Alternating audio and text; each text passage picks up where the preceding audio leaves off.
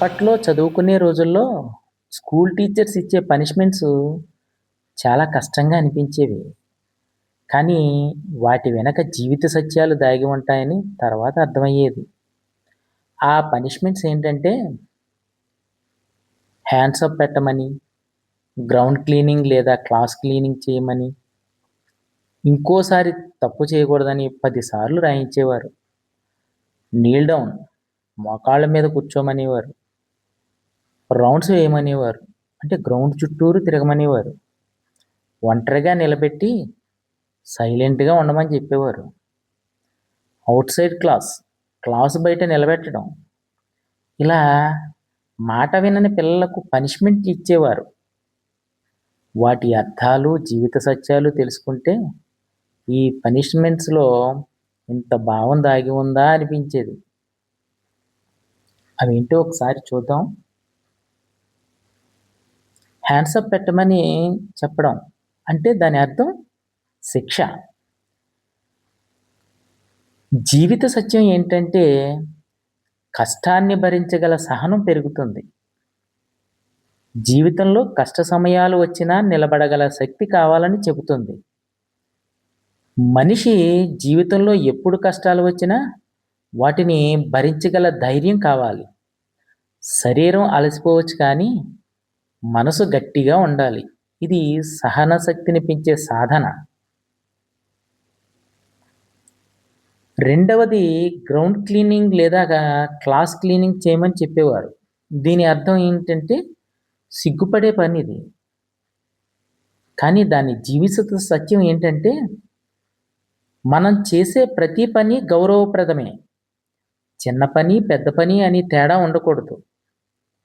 మనిషి ఎంత పెద్దవాడైనా తన కష్టం, తన చేతి పనిని తక్కువగా చూడకూడదు. ఇది డిగ్నిటీ ఆఫ్ లేబర్‌ని బోధిస్తుంది.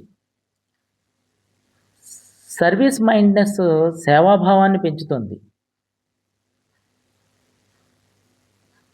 మూడవదిగా ఇంకోసారి తప్పు చేయకూడదని 10 సార్లు రాయమని చెప్పేవారు.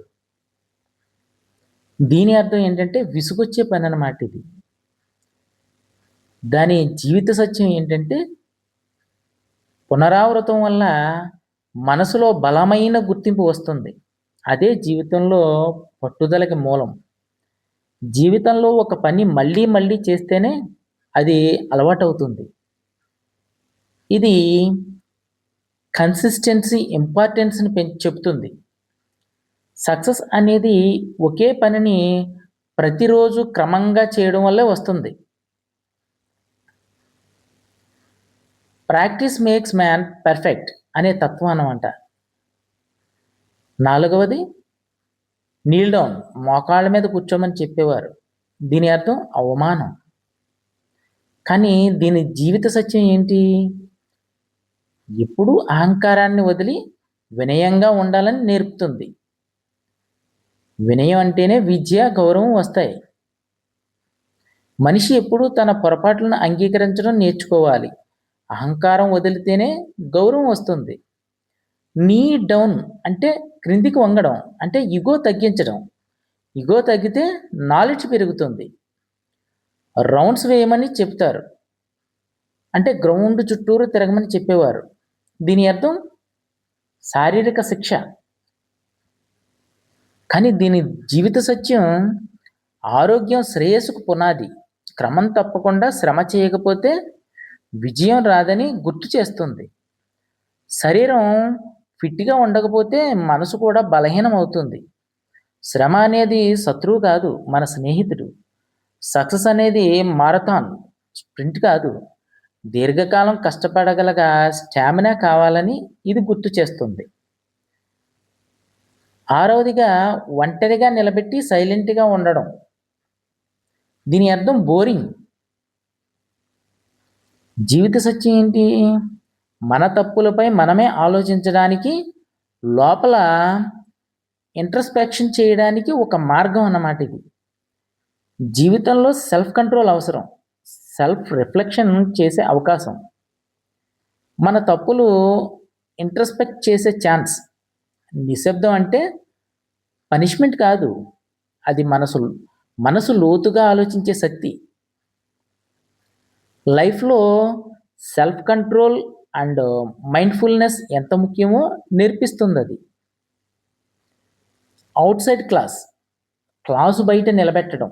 దీని అర్థం అవమానం. లోపల సత్యం ఏంటంటే, మన డెసిషన్స్ కాన్సిక్వెన్సెస్‌ని ఎదుర్కోవాలనే పాఠం అన్నమాట ఇది. తప్పు చేస్తే సమాజం ముందు మనం బయ బయట పడిపోతాం. అందుకే డిసిప్లిన్‌గా ఉండాలని చెప్తుంది.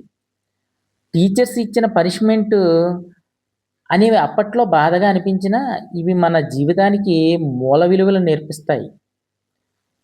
పనిష్మెంట్ అనేది శిక్ష కాదు. అది భవిష్యత్తు కోసం ఇచ్చే పాఠం. నొప్పి తాత్కాలికం, కానీ అది నేర్పించే పాఠం జీవితాంతం ఉపయోగపడుతుంది.